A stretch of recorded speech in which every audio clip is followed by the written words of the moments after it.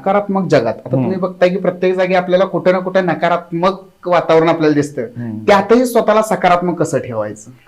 त्यासाठी मी सगळ्यात महत्वाची कृतज्ञता व्यक्त करेन की जीवन विद्या मिशनची सद्गुरू श्री वामनराव पै यांनी जीवन विद्या मिशनची जी स्थापना केलेली आहे, तर ती एक सायंटिफिक फिलॉसॉफी आहे.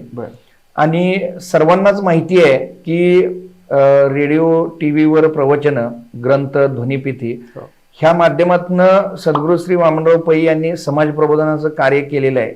आणि मी सुद्धा 9वीला असताना आमच्या घरी एक सेलचा रेडिओ होता आणि त्यावर एक चिंतामणी हा कार्यक्रम लागायचा.